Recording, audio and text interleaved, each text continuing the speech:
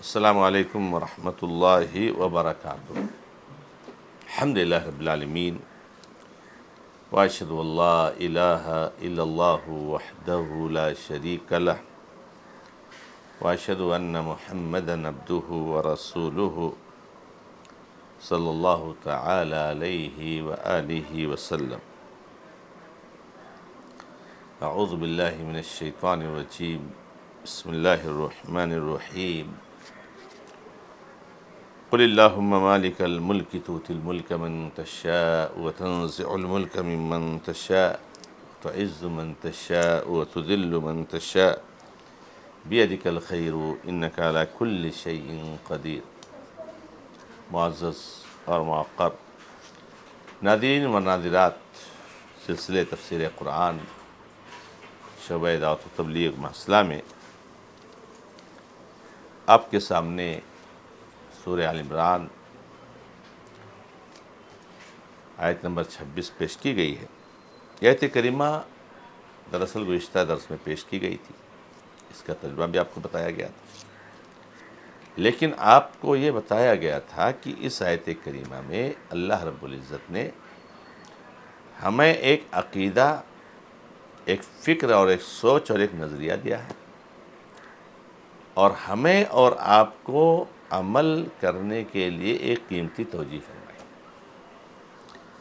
گزشتہ درس میں اللہ رب العزت کے فضل و کرم سے اس عقیدے کا تذکرہ ہوا جو عقیدہ اللہ رب العزت نے ہمیں اور آپ کو اس آیت کے ذریعہ دیا ہے، اور وہ ہے بادشاہت کا مالک، عزت کا مالک، بادشاہت پاور عطا کرنے والا، بادشاہت پاور چھیننے والا، عزت دینے والا، ذلیل کرنے والا صرف اور صرف اللہ کی ذات۔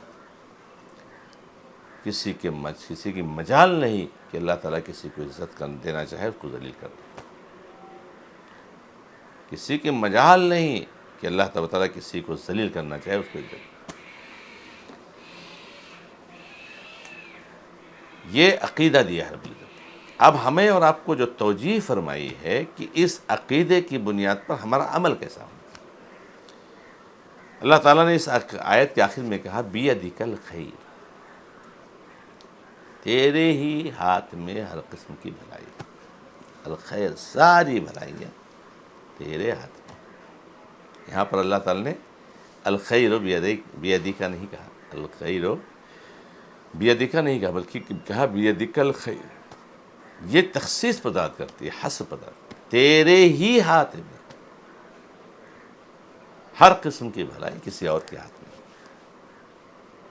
اور اللہ رب العزت کیسا کہتا ہے الخیر بیدی، بھلائیاں تیرے ہاتھ میں، تو بھی یہی معنی ہوتا، لیکن اس ترتیب سے، تقدیم اور تاخیر سے اس معنی میں اور تاکید پیدا اور حصر پیدا، تیرے ہی ہاتھ میں ہر قسم کی بھلائی ہے۔ ایسا نہیں ہے کہ اللہ کے ہاتھ میں ہر قسم کی بھلائی ہے اور فلاں کے پاس بھی بھلائی ہے۔ کیسے ہم لوگ سورہ فاتحہ پڑھتے ہیں تو کہتے ہیں ایاک نعبد و ایاک نستعین، ہم صرف تیری ہی عبادت کرتے ہیں اور صرف تجھ ہی سے مدد چاہتے ہیں۔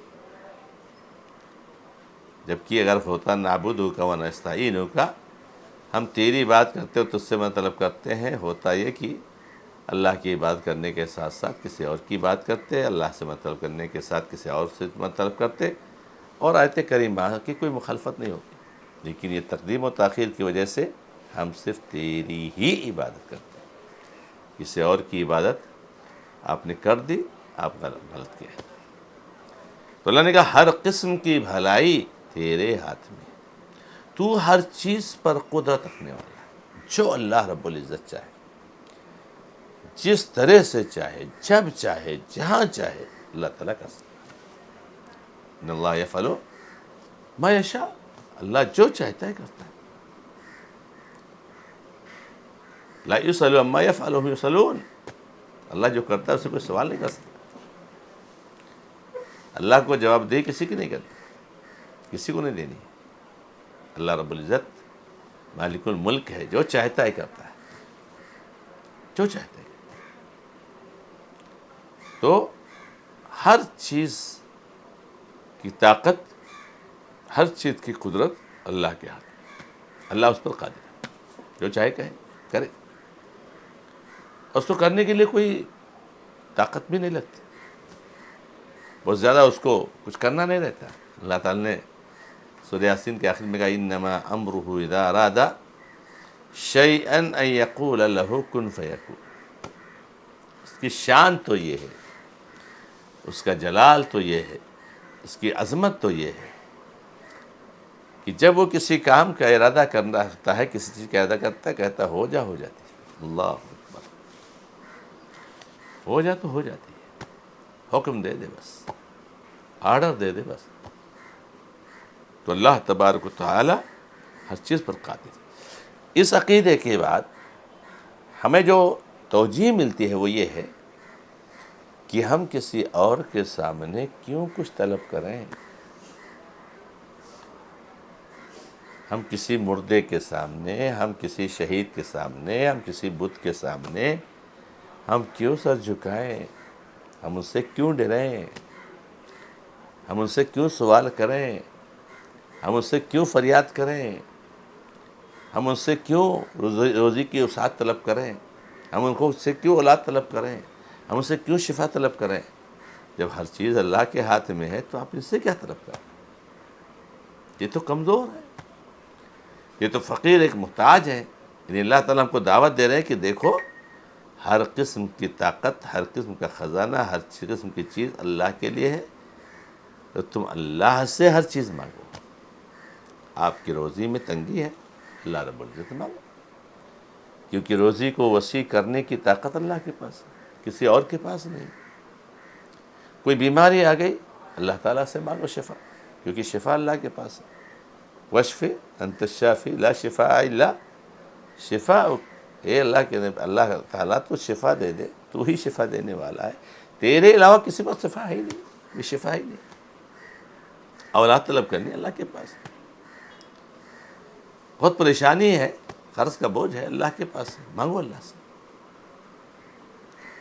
تو اللہ رب العزت یہ ہمیں درس دینا چاہتے ہیں، سمجھانا چاہتے ہیں کہ جب ہر قسم کی طاقت، ہر قسم کا پاور اللہ کے پاس ہے تو اللہ سے مانگو۔ عزت کس کے پاس ہے؟ اللہ کے پاس، عزت اللہ سے مانگو۔ ذلیل اللہ رب العزت کرتا ہے، ذلت سے اللہ کی پناہ مانگو۔ تو یہ اللہ رب العزت نے ہم کو درس دیا ہے۔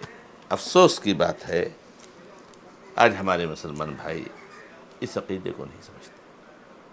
آپ نے جب کسی کے سامنے کہا کہ یا فلاں المدد، اس کو آپ نے مدد کا اختیار رکھنے کا عقیدہ رکھ لیا، یہاں آپ نے شرک کیا، آپ مشرک ہو گئے۔ جو چیز آپ نے اس سے مانگی ہے وہ چیز اس کے پاس ہونے کا عقیدہ رکھا اور آپ جو شرک کر گئے۔ ہر چیز اللہ کے پاس، ہر چیز پر قادر اللہ ہے۔ اللہ کے نبی محمد رسول اللہ صلی اللہ علیہ وسلم نے فرمایا وَإِذَا سَأَلْتَ فَاسْأَلِ اللَّهَ وَإِذَا اسْتَعَنْتَ فَاسْتَعِنْ بِاللَّهِ، جب مانگو تو اللہ سے مانگو۔ اللہ کے نبی صلی اللہ علیہ وسلم فرماتے ہیں کہ جوتے کا تسمہ بھی اگر ٹوٹ جائے وہ بھی اللہ سے مانگو، اس کا انتظام بھی اللہ تعالیٰ ہی کرنا ہے۔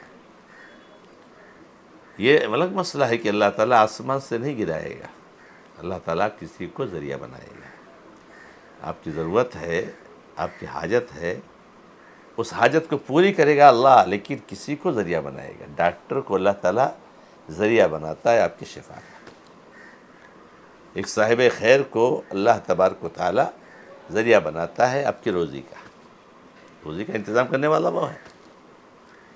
بیوی بچوں کی روزی کے لیے ذریعہ بناتا ہے شوہر اور باپ کو، ذریعہ بناتا ہے۔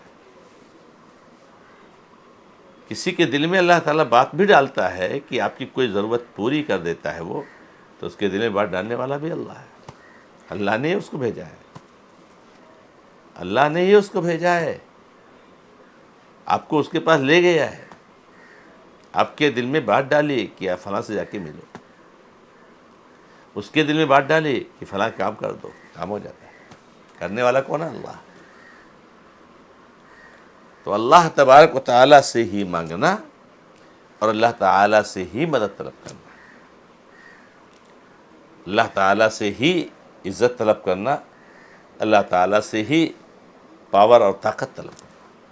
اللہ تعالیٰ بہت کمزور ہے، ضعیف ہے، اللہ سے طاقت مانگی، طاقت دینے والا وہ ہے، ہر چیز کا خزانہ اس کے پاس ہے۔ وَإِن مِّن شَيْءٍ إِلَّا عِندَنَا خَزَائِنُهُ، کوئی بھی چیز ایسی ہے نہیں مگر اللہ فرماتے ہیں کہ اس کا خزانہ ہمارے پاس ہے۔ خزانہ اللہ کے پاس ہے، اور فقیروں سے جا کے مانگتے ہو۔ میرے مسلمان بھائی، رمضان کے مہینے میں شرک سے توبہ کر دو، جا کے روتے ہو، گڑگڑاتے ہو، ان کی قبروں کا سجدہ کرتے ہو، ایسا روتے ہو اس طرح سے اللہ کے سامنے بھی نہیں روتے ہو۔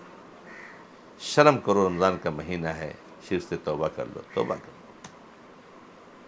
خزانہ اللہ کے پاس ہے۔ یا ایھا الناس انتم الفقراء الی اللہ واللہ الغنی الحمید، اے لوگو تم لوگ فقیر محتاج ہو، اللہ بے نیاز ہے، مالدار ہے، صاحب خزانہ ہے، ہر چیز کا خزانہ اس کے پاس ہے۔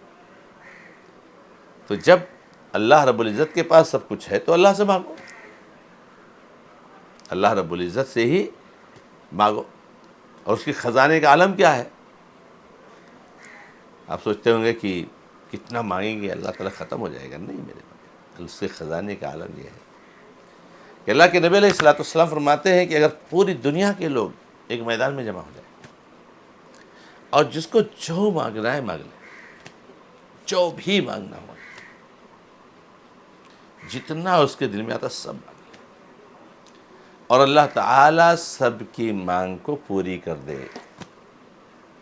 اللہ تعالیٰ سب کی مانگ کو پوری کر دے۔ اس نے اولاد مانگا، اس نے مال مانگا، اس نے یہ عزت مانگی، اس نے فلاں مانگی، فلاں مانگی، اللہ اس کی پوری کر دے، تو بھی اللہ کے خزانے سے کچھ کمی نہیں ہوتی ہے مگر اتنا ہی جتنا ایک پرندہ ایک سمندر میں چونچ مارتا ہے تو اس کے چونچ میں کتنا پانی جاتا ہے۔ کیا سمندر کا لیول، اس کے پانی کا لیول کچھ کم ہو جاتا ہے چونچ مارنے سے؟ کچھ نہیں۔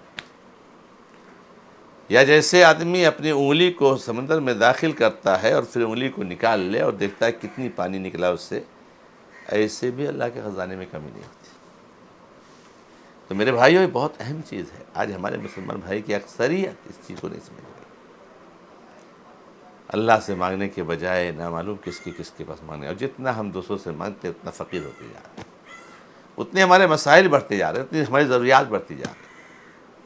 ایک ضرورت پوری نہیں ہوتی کہ دوسری حاجت آ جاتی، دوسری حاجت نہیں پوری ہوتی تیسری حاجت آ جاتی، کیونکہ ہم غیر اللہ سے مانگتے ہیں، ان کے پاس کوئی نہیں تو ضرورت پوری کہاں سے ہو؟ اللہ رب العزت سے دعا ہے کہ رب العالمین ہمیں اور آپ کو اس عقیدہ کو سمجھنے کی توفیق عطا فرمائے۔ ھذا ما عندی، اللہ تعالی عالم، والحمد للہ رب العالمین، وصلی اللہ علی محمد وسلم تسلیما کثیرا۔ السلام علیکم ورحمۃ اللہ وبرکاتہ۔